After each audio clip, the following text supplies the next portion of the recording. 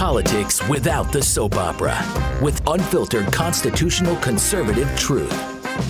The Conservative Review with Daniel Horowitz. And welcome back, fellow patriots, to the Conservative Review podcast here at our Northern Command Center just outside of Baltimore, Maryland, where the Teletubby Republican congressional leaders are actually on their annual aptly named retreat to conjure up what their sense of purpose is, what their mission is. You also had last night the Democrat debate, which all my colleagues are obsessed with. Anytime Democrats talk, we always want to know, Democrats, what are they doing? Who is engaging in the Republican debate? You know, it would be nice if at this retreat, just a couple miles south of me, if we actually had a discussion along the lines of what you and I have had the last couple of days. In honor of the 18th anniversary of 9/11, we've been discussing, 18 years later, how do we reboot, reprogram, redefine what is it we're fighting, how we're going to fight in the best way. I think we've worked on a very substantial vision for, really, if you go back several weeks, homeland security, border, immigration, gangs, crime, drugs, tie it into foreign policy, Iran, Afghanistan, what's in our interest, what's not in our interest, what's the proper tool for dealing with each thing, which case shouldn't we be dealing with things. Yesterday, we spoke a lot about the lack of a vision is creating this vacuum that is confusing the president, where the more aggressive so-called hawks have fallen on their swords, have not properly given a vision of what it means to be tough on Islamic terror, on broad threats that are not Islamic in nature. Some are, some aren't, like China, for example. And then the president is left in his mind with a false choice of, gee, it's either they tell me I can't just pull out of Afghanistan, so I'm stuck with that garbage, and it's terrible. We're losing lives every day, billions of dollars for nothing. And then, well, if that's what being tough means, I don't want any part of it. So now I'm just going to try to avoid any adversity at all costs. Hence, the president's obsessive, really trend now of negotiating. Negotiate with the Taliban. Negotiate with Iran. We are very close to the president doing Obama 2.0 on Iran, negotiate with North Korea. It's all because the president has not been given a broad vision that foreign policy and national security, begins first and foremost, the 80% foundation with homeland security, border, visas, immigration, Muslim Brotherhood at home, all things we really never heard from Bush immediately after 9/11, which we should have. And then certainly we do need a robust, strong foreign policy, but it does not mean what we've been doing. And we laid out the broad principles for that. But I wanted you guys to get a more expert take on the specific military strategies to carry out some of those broad principles we try to outline of what does it mean to be strike and maneuver instead of hold and build and nation build? What exactly does that look like? How that saves us money, how that preserves and conserves our resolve, our resources, our fighting men, and really just their training to do what they're supposed to do, not do what they're not supposed to do. That's why we're going to have a guest on today who's been on, no stranger to you guys, but we want to have him on more often. We used to always have Foreign Policy Friday. Maybe we'll make a regular occurrence, a regular segment here. Before we bring on Dan, I just want to make one note. Michelle Malkin, our friend, is holding a rally as we speak in Rockville, Maryland, against sanctuary policies there in defense of ICE. Great turnout there. I'm a little embarrassed that I didn't show up after I plugged it, but it just didn't work out with scheduling. I do have my deputy, Nate Madden, is there for Conservative Review. He'll be reporting on it. I'm going to have an article out today on the lessons of that. I'm also going to have a very important essay out today on John Roberts. It turns out he flipped his vote on the census. There's a very important lesson in that as to why conservatives cannot put their faith into a conservative Supreme Court. and why we need to fight judicial supremacism. But again, back to national security, I want to give you a vision today on Afghanistan, and then as much as we can branch out from there. None of this should even be conservative. This is, anyone who's listening should be able to appreciate this all. With no further ado, Dan Steiner, as you all know, served in the Air Force for 32 years, retired as a colonel after his time overseas, both in Kosovo, CENTCOM, Desert Storm in Iraq. He went on to help command the Texas military forces under Governor Rick Perry. Very specifically, as we have this conversation, I want you to remember his core experience is in air-based ground defense, kind of the mixture of infantry in the Air Force. And it's to be very important in understanding what tactics we need to use in the world we live in, particularly with the so-called war on terror. With no further ado, Colonel Dan, thanks for joining us again, and thanks for listening to me ramble on. Hey, how are you, Dan? We're doing great. So look, I know you listened to the show yesterday. I want you to put the commas, periods, exclamation marks on some of these principles we laid out. And the way I want to set the table is as follows. These are speeches you and I will never forget. I'm younger than you, but I still, certainly remember it. Obviously Bush's bullhorn speech at Ground Zero, the next week where he gave the speech before Congress, almost like a State of the Union address, giving the Taliban an ultimatum. And then 2 weeks later, October 7th, 6-minute speech from the Oval Office announcing the commencement of Operation Enduring Freedom.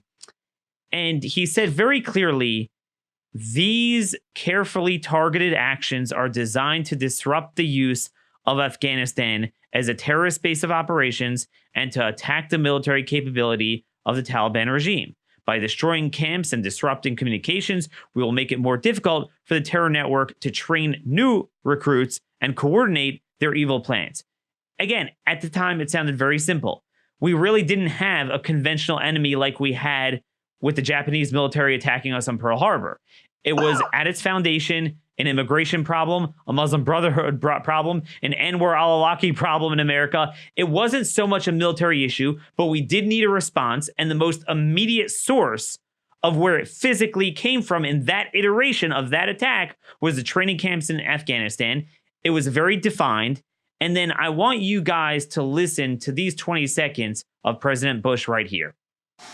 To all the men and women in our military, every sailor, every soldier, every airman, every Coast Guardsman, every Marine, I say this: your mission is defined, your objectives are clear, your goal is just. You have my full confidence, and you will have every tool you need to carry out your duty. Listen to that. Your mission is defined, your objectives are clear, your goal is just, and I will give you every tool you need to carry out the mission. Colonel, 18 years later, how the hell did this happen? Dan, you and I were talking yesterday, and when we finished, I had an epiphany. And, at my age, epiphanies can be dangerous. We walked into the 21st century, and we were talking all the right buzzwords. It's kind of like the old Baldrige days. If you remember when Baldrige was kind of flock of seagulls and everybody going, and we had all this Teletubby vision of how to do things a new and better way in the corporate world. We walked into the 21st century as a nation, and we did not realize, although we spoke buzzwords, we didn't realize what we were walking into. We've walked into a much different world. And when I look back at how we responded to 9/11, we went back to a process that is basically new paint on old wood. We spoke all these things about lighter forces, asymmetric warfare, all these things. But as time went on, we ended up on the ground in Afghanistan, on the ground in Iraq, fighting to our enemy's strengths. We're on the ground, the quintessential boots on the ground, Yes, we were using air assets. Yes, we were doing some things that were truly technologically new, the drones and ISR and whatnot. But we slowly ground back into what the military, especially the Army, and don't get me wrong, I love my brethren and sisters to death, but the whole theory of Clausewitz and you must occupy your enemy's soil in order to defeat them, you must do everything we eventually did ground us back into the days of fighting a war like World War II. Here we go. We've got forward operating bases, main operating bases. We're doing denial points and volleys on the ground. We did everything to come back to our enemy's strengths. And I'm going to tell you something. I told you this yesterday. I'm retired. I've got my pension. If they come after me because of what I said in my pension, I'll hire a lawyer and fight them. But here's the deal. The war on terrorism turned into an industry. It went from the nation being angry to the nation being resolute to it sliding into an industry. Vehicles didn't match what we were trying to do on the ground. We were not prepared for the IED environment because we were taking non-combat vehicles into a combative environment. Soft-skinned Hummers, we got armored Hummers. We saw a little bit of this in Serbia, and we really didn't learn our lesson.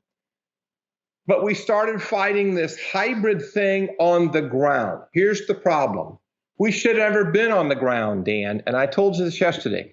And I know people are going to say, he's an Air Force guy. Here comes the Air Force doctrine on let the Air Force do it all. We don't need anybody else. No, I'm not saying that. I'm more green than I am blue. And I've had the Army tell me that for 25 years.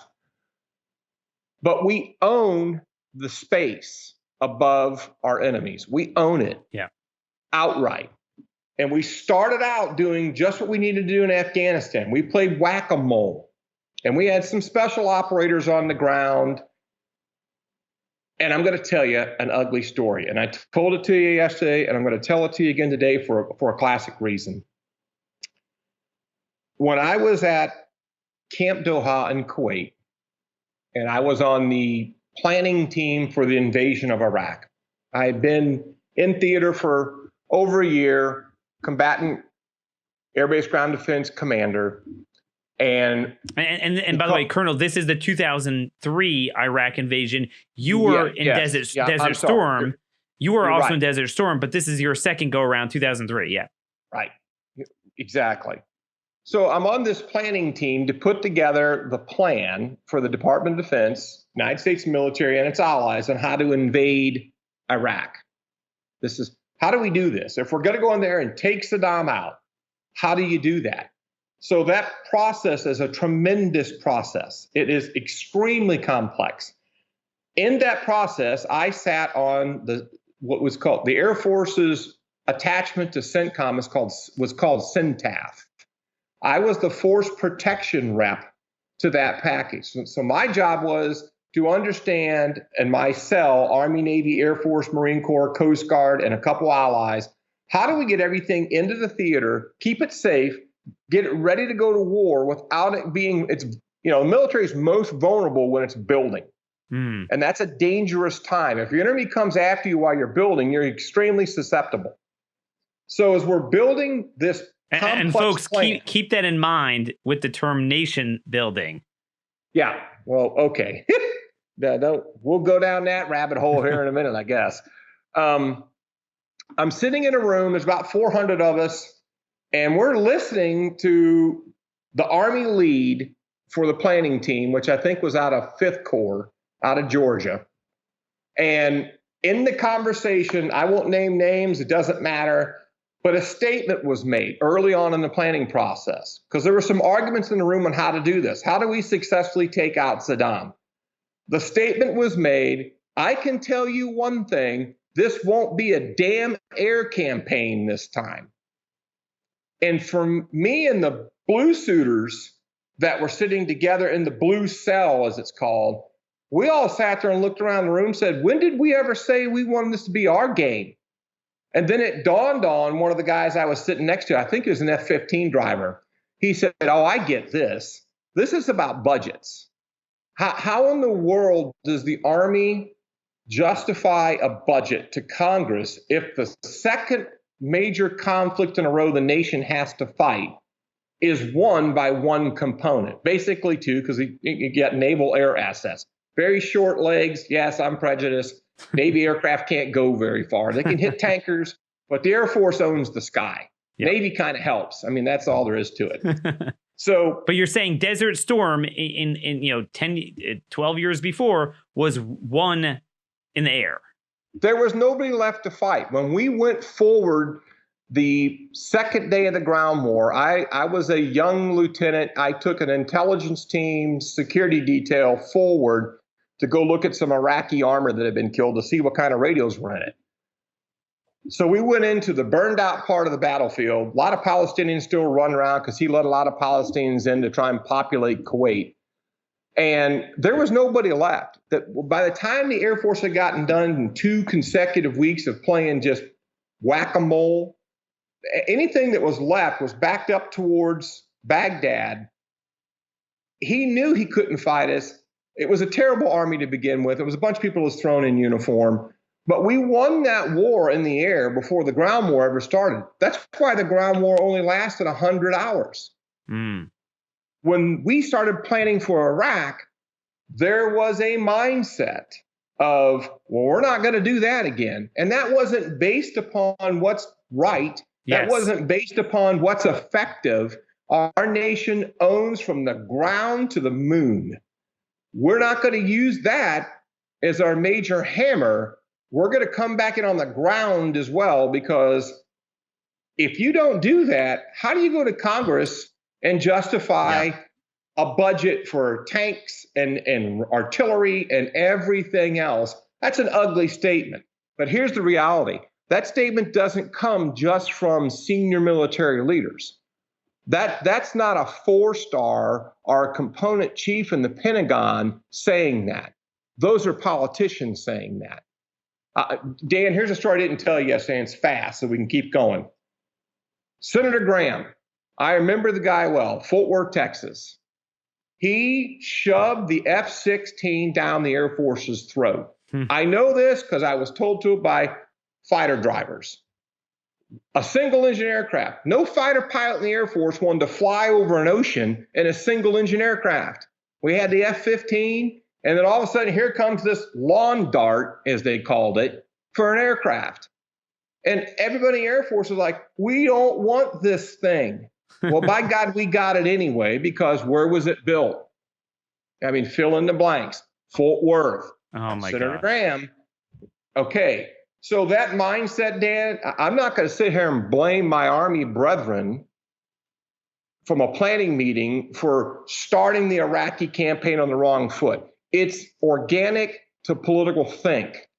And I go back to my statement about we're in the 21st century and we're not thinking like it's the 21st century. So I want to, Colonel, I want to move this along a little bit. The foundation, if I'm not correct, let me know, but the foundation you just laid out is that part of the problem why our leaders now up to President Trump are confronted with a false dichotomy of we either pretty much have to just like pull out of everything and, look very weak, but we don't want to do that, versus being tough. And when I say being tough, even with soft power, well, we can't do sanctions because then we have to have teeth behind it. And we might one day, it will drag us into kinetic action, and kinetic action must look like $1 trillion, 2,000-3,000 lives lost, with no outcome, no mission. That's the only deterrent we have, and we don't want to do that, so therefore we're not doing it, so therefore we don't have deterrent. This is the quandary everyone's in Afghanistan now. No, right? Bush laid it out. We had to deter that immediate thing, but what we should never have done is try to own the land of 21 tribes, the Pashtuns, who would never work with the others, and therefore we killed ourselves with that. We owned the dumpster fire. We owned it. We should have never done that. But now that we did, no one, the more lives and money you flush after it, no one wants to end that, but everyone knows we need to end it. No one knows how to end it. And then in the meantime, you have the military-industrial complex enjoying themselves, constantly getting their budget for it. You have the quasi-private entities making a killing off of it. And nobody is giving a strategic vision of how does it look to remain tough, remain engaged, but not in an entangled, costly way. So I want you to take your theory on the fact that we control this, guys, because I never understood this. I thought we spend hundreds of billions of dollars every year, so we have the best toys that nobody else has. So why aren't we using them so we don't have this $1 trillion costly rebuilding? And by the way, building roads, engaging in nation building while you're being shot at, which is the worst position you could be in on the ground.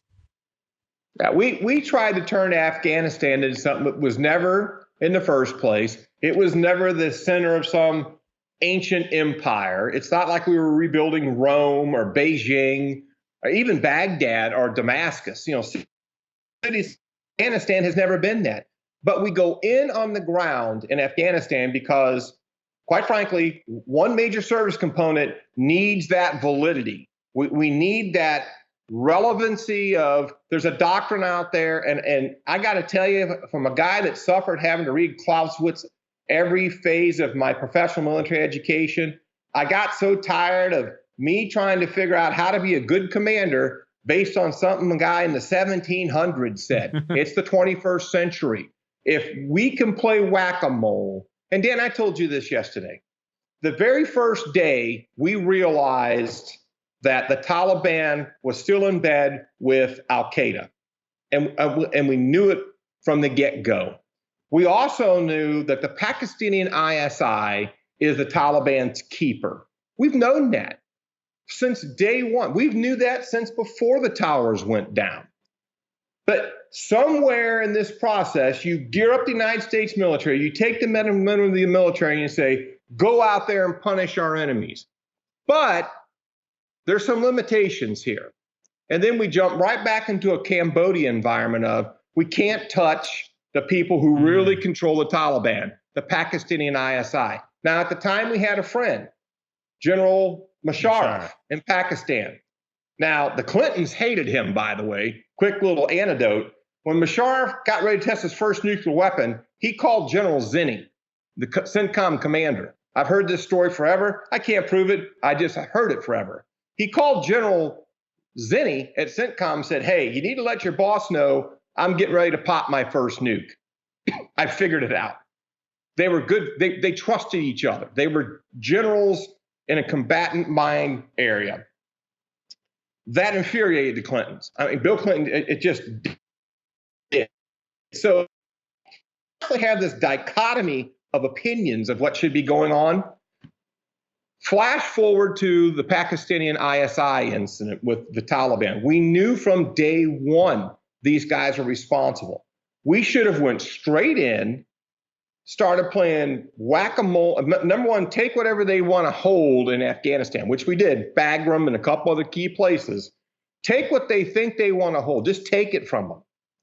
And then go tell the ISI or go tell the Pakistanians, the ISI is next.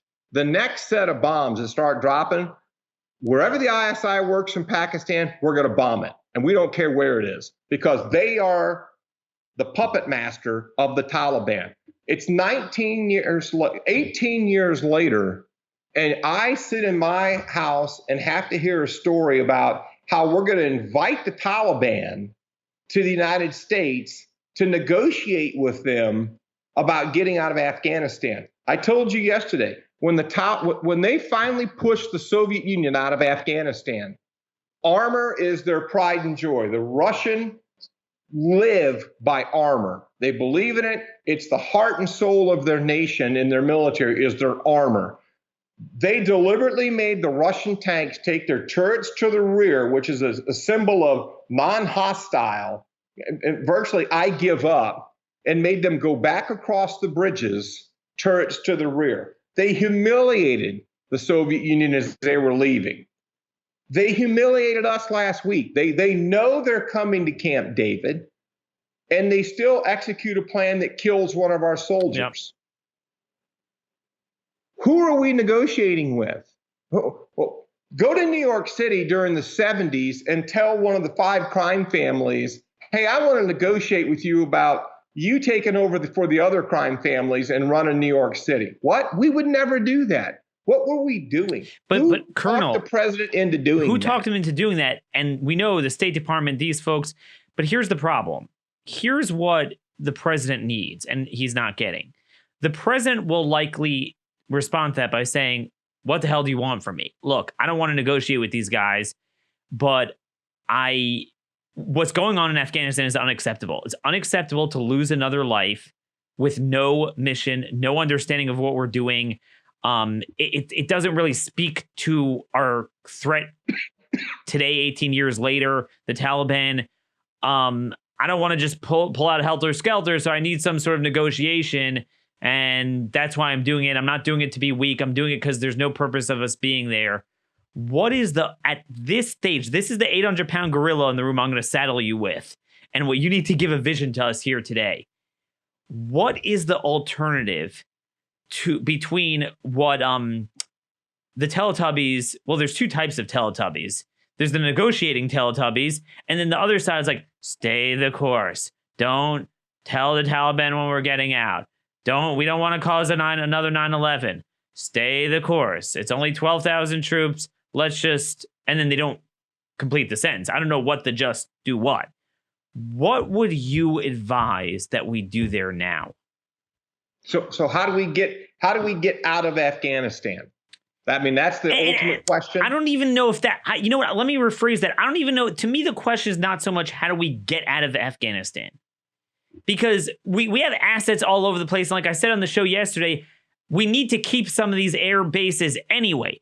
How do we get out of the entanglement of we are on the hook for propping up a Sharia, frankly, child molesting type of government that's in this doing, because I hear the stories from the soldiers all the time, guarding the fobs and the Afghani military outside, the stuff that goes on with the boys there. I mean, they're indistinguishable from the Taliban. We're getting killed and shot at every day, spending $80 billion a year or something like that, rebuilding them. It's that entanglement that how do we recalibrate our forces in a way that speaks to the threats that exist in a way that the forces are designed to address it for much cheaper, that's not going to cost lives? We could roughly be in the theater at some level where we've been in South Korea forever, but with some purpose. Could you define a purpose to us being roughly in that theater in some capacity in a safe, defensible environment serving some purpose? Sure. We owned an air base called Manas. It was this hellhole north of Afghanistan and Turkmenistan. Pardon my Dutch, but to all of us that did these missions, it was shit-stanistan. I mean, all of them were just this garbage pile sitting out in the countryside. It was in Kyrgyzstan, you said? Yeah. The base is was called Manas, and it got to be a real political football around 2014. Hillary Clinton did some dope deals for selling fuel to us there through the crooked president of the country, and it all went to hell. Moscow was mad in the first place, Dan, because when we settled this air base in 2001, my guys were on the lead aircraft. When the thing landed and the hatch opened, there were 2 old worn-out Russian officers who decided to put their uniforms back on to greet us. They were still there running a brothel and a bar, even though the Russians weren't there anymore. I mean, you can't make this stuff up. That base worried the Chinese and worried the Russians because they looked at it and said, what is that for? I mean, we suddenly popped up an air base on the backside of China, an air base that we could launch anything from. And we suddenly popped up in the middle of the stands, which Moscow didn't like. Moscow went along with it because it was close to 9/11. Got it. But we ran Manas up until 2014. And then it got so crooked, so corrupt, such a pile of trash that we jumped out and went to Romania. So can you do effects-based operations in Afghanistan? And I'll tell you, at the end of the day, something you and I will talk about as time goes on is the thing called effects-based operations. That's the key to the 21st century warfare. Effects-based operations. Write it down. You and I can talk about it a lot. Okay. We went to Romania and opened a facility in Romania. And it worked. And it still works. If you own the sky and you own things above the sky and you're looking for people, you can find them. We're so much better at that now than we were in 2001. We don't need 15 Marines watching a volley in Afghanistan anymore. We can watch the volley. If someone comes through the volley, and we've told the Afghan government, somebody comes to that volley, they're going to die if they come through that volley. Do you understand? And they say, well, you know, we can't control the peasants. I understand you can't control your peasants. Neither can we. Here's a map. If you go into these areas, the Air Force calls them kill zones. If you go into this area, you're going to get hit. And we do that from somewhere else. That's the power of air power. You don't have to be on the ground. You don't have to have soldiers committing suicide because they're in a motor pool unit and they're going over for the 7th time in their career, not to get to go over there and be a Rambo hero and go on, you know, it's exhilarating to kick doors and be combat rattled. It's not exhilarating to go over there and be part of that support mechanism that goes over there. And you sit in the base camp fixing vehicles or making meals or working on computers for 12 months while your kid has a 5th birthday since you haven't been home. This is a stupid, antiquated concept. Or if you're doing combat, you're in a squadron, you have a very small group of people precariously walking around some mountain together with an Afghani ally that you never know when he's going to turn on you and shoot you or lead you in an ambush, and that happens all the time. That's not sustainable. That's not, you know, there's no end to it. So are you in fact saying that I am correct when I say you don't have to end this nonsense and be on the hook for looking weak? What you could do is end the nation building, end the presence on the ground, keep the Bagram Air Base. I'm assuming you agree with that. I mean, yeah, why not? We've got billions of dollars locked up in that place. It's ours. Yeah, so keep it there. Now, and then strike and maneuver as needed. Mow the lawn as needed. If you see training camps, you have a list of people. You're saying we don't need this precarious ground force, which I want to talk about maybe later if we have time. There is a need for ground forces in the right sort of war, but not in this situation. But can you just explain what it means? So they'll say, look, well, if we don't negotiate with the Taliban, well, what's going to happen? The Taliban will just come sack Kabul. So what would we need to secure? In other words, what are the rings you would want to create? What are the interests you want to identify, and how would we secure them? So you go to Pakistan, you go to Pakistan and you sit down with the cricket player. You know, this guy, I can't stand the guy. He's got himself in a whirlwind with India right now. And he's way, way, way out of his league. But he was a popular cricket player. He's kind of like a movie actor that, you know, becomes president. You sit down with him and you say, when I show up, you bring the ISI chiefs into the room. And when they come in the room, you only address them. You let the cricket player sit there in the corner. And you look the ISI in the eye and say, I'm done with the Taliban. And everything they do, I blame you for. So when I come back, I'm coming for you. This is the Israeli philosophy towards anything that happens in Gaza. I'm so glad. Wait. I'm so glad you brought that up. I just want to. I'm sorry to cut you off here, but I want to explain this just for our listeners.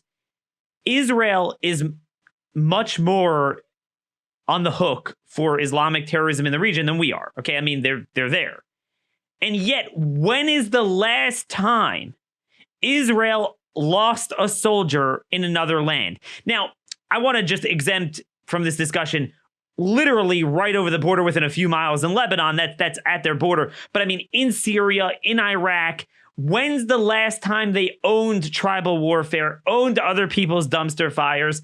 When's the last time they handled the electricity and the plumbing and built roads in Raqqa? Yet they're not perceived as cutting and running and being weak. Continue. Yeah. So Israel got tired of what was going on in Lebanon, and they went into Beirut. When they left, there was no Israeli plan to rebuild Beirut. So again, this antiquated theory in the 21st century of you have to occupy your enemy's soil, and then you have to do nation state building, because if you can develop democracy, then you won't have any more battles in coming out of that area. Well, at some point in time, that may have made sense. It's the 21st century. Do we economically stand in a position where from here going forward, we, one, can afford to do that, two, have the resolve to do that? We are a nation where if we lose 2 or 3 troops in a day, it is a tragedy, and losing a troop is a tragedy. But we have enemies that are willing to lose tens of thousands of troops in a day. So one of my concerns, Dan, at the end of this day of this discussion is we continue to put new paint on old wood. We talk buzzwords in D.C. We say things that make it sound like we're evolving into the 21st century mindset. But yet we still got Clausewitz. We've still got, you got to occupy your enemy's soil. You still got to have this particular military piece of hardware because you need it. You know, that whole philosophy. But wait a minute. I want to add to that. It's even worse than what you're saying, because we don't even define the enemy. In other words, that was designed when you're at war traditionally with your enemy. And that meant that country. And that meant not just the regime, the king, the whatever. It meant the people. And in World War II, see, the difference is we went to war with the Japanese and the Germans. It wasn't the emperor and the Nazi regime. We went to war with them. And when we battered them into submission, we got an unofficial surrender from the whole nation. We killed millions of them. We aren't willing to do that now. And in that very speech I quoted from earlier on, that in Bush's Oval Office, or it was actually in the treaty room, his speech announcing enduring freedom, he said in his 9/11 speech in front of Congress, we're not at war with the Afghani people. We're going to drop supplies. We love you. You're great. That's part of the problem. So we don't go to war with them. And then we put our troops on the ground, but they're kind of at war with us because they hate us, even though we say we love them. It's untenable. You can't.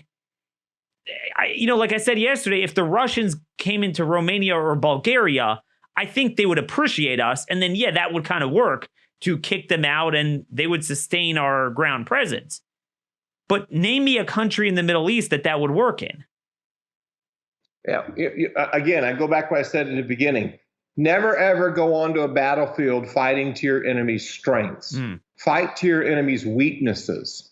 We go into a battlefield where we're going to fight 20 guys that move and scoot around all over the place and blend in with the population, hoping that when you come after them, you'll kill a few civilians, and then your own media will make a big story out of how we're killing civilians. Hence the story of Yemen right now.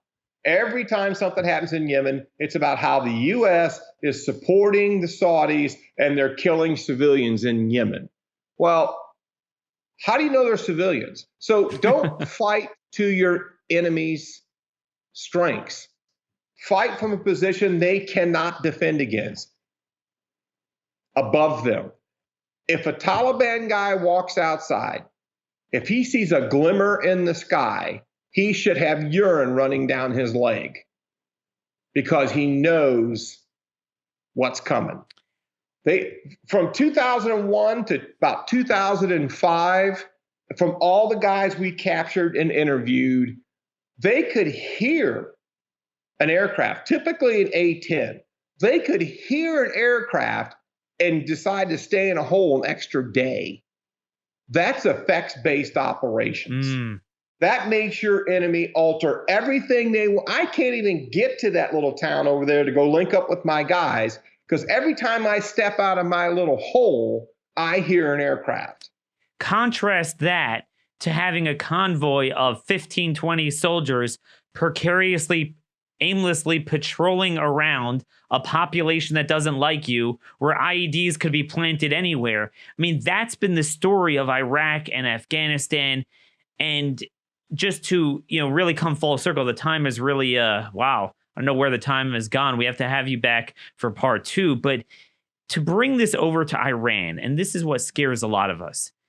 If you read between the lines, and it's pretty much, it's all public now, the president is, again, he has not seen what this alternative vision looks like to remain engaged, but not in a way that you're so on the hook in such an expensive and painful way.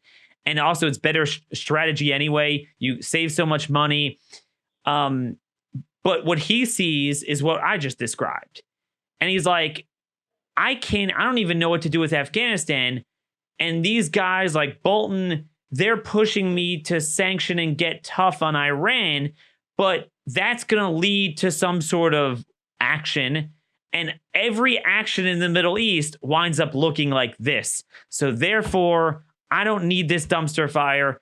I don't need another Iraq and Afghanistan on my watch. I'm going to negotiate. I think that's a fair and accurate portrayal of at least one side of what goes through Trump's mind, depending on the time of day. How would you get him out of that? So you watch Bush Jr.'s speech, and he learned well from his dad. You give clear, definable statements as a commander-in-chief to the forces. And he did. That little video clip you're talking about gives that. The problem is everything after that begins to get molded and reshaped by everybody around that. And you get a president, and he gets in a room every morning, and you and I have talked about presidential briefings before. You get in there, and a singular person, a president, gets bombarded by a whole room full of agencies, and then a staff, and then what does he hear? Who does he hear it from? How do they shape it when they tell it to him? And then they look at him and say, sir, make a decision. Well, that's a recipe for really hard times. And you're going to be prone to make mistakes. Trump went in there with the right philosophy. If it doesn't matter to me, why should I get involved? But there's a fault line, a dangerous fault line with that. You can't become Roosevelt. And I think you believe this. You can't sit back and say, I don't want another event on my watch, but that event's going to come anyway. The Taliban's not going to come. If you go do what you should do to the Pakistani ISI, the Taliban are done. They're opium traders, they're thieves and vagabonds. They're running around their little huts, and that's all they do. They don't have Hezbollah Unit 910 in America going around. They're not global. They don't have the billions of dollars that Hezbollah and Iran have. And that's always been my belief. And I think you effectively demonstrated how, even though they don't directly affect us, but if we don't want to look like we're weak and we still want to identify certain guys, we could do it from the air, keep our air bases. Let's move over to Iran. Take that thesis over to Iran.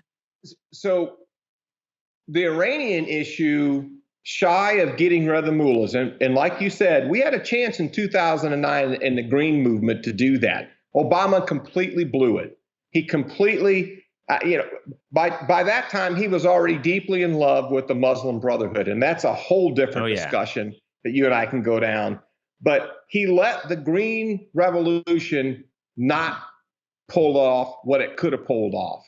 The reason the Iranians were so paranoid by the Arab Spring in 2011 is because they thought it was 2009 being regenerated by probably the CIA or somebody again. They saw it as a deliberate attack on them once again. They're not going to go away. If you can't get the mullahs out of the way, the next mullah's coming. This isn't Colonel, a personality if we thing. would mind our own, I'm just saying this facetiously, if we would mind our own business and not sanction them, they're not going to bother us. That's insane. What you'll see is a war between the Israelis and them. Because, Dan, at the end of the day... So why should we care? So some people are asking me, why should we care? I will tell you what some Israeli military friends have told me years ago. Israel really doesn't care what the U.S. says to Iran. They don't care what Moscow says to Iran. You know, I think Netanyahu was in Moscow this week. I'm pretty sure he was there this week. Those conversations really revolve around one thing. You need to do what you can to limit what Tehran's doing. Because when the moment comes that I have to, Israel doesn't care what anybody else says. Israel doesn't care about collateral damage. They don't care about, oh my gosh, look at all the civilians you hurt. None of that matters. It doesn't matter. If we don't find a way as the nation who we are to keep Israel from having to deal with Iran, then that day's coming.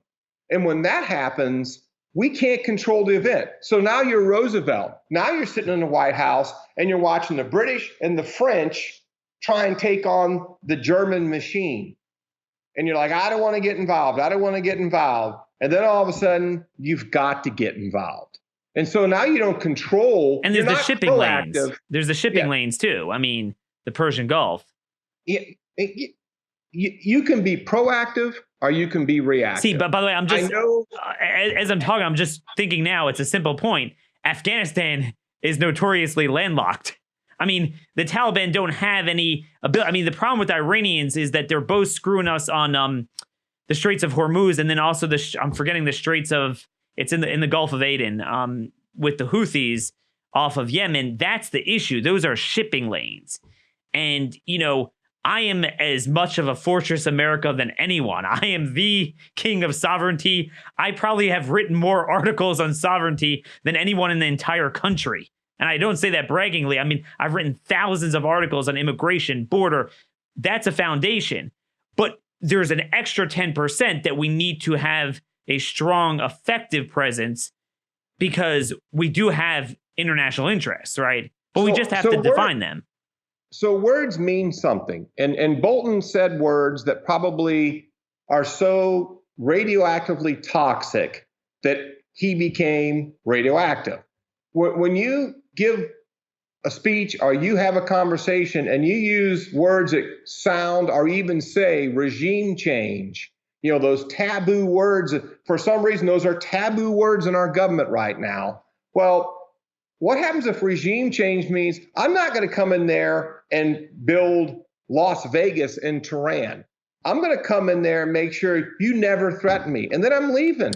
And when I leave, I don't care what kind of position you're in. And if the people don't like it, then they're going to overthrow you. Get in, take out your enemy's capability to do harm to you or your allies, and get out. But Dan, wouldn't that cost trillions of dollars and so many countless American lives? Because isn't Iran much stronger than the Taliban and Saddam was? There were speeches about how good Saddam's military was before the war started. Actually, I remember that, yeah. They scared the hell out of me. I was 14 miles from the border when the war started, and I thought there was this German Panzer division sitting up there. The same speeches about Iran exist today. If you make the United States military and its allies take Iran's military capabilities, it will happen so quickly and so overwhelmingly that anybody in the countryside, and if you follow those kids on Twitter, let's face it, the youth of Iran hates the mullahs. They hate them. So if the mullahs suddenly don't have the maneuver room to do things, what are they going to do? Now, here's the caveat. Dan, here's my caveat. Here's how I say we end Iran. And you've heard me say this before. We don't have the resolve to go in there and put a bullet in the back of a mullah's head. No. CNN, MSNBC, they would come unglued. Moscow does. If you want to deal with Iran, you work the dope deal with Moscow. Because as much as the mullahs hate to admit it, they're a reluctant proxy of Putin. So if you want Iran to be neutralized, then you go to Moscow to work the deal. Where was Netanyahu this week? He knows exactly He where. gets it. Yeah. He gets it. No, he doesn't have to worry about the mullahs.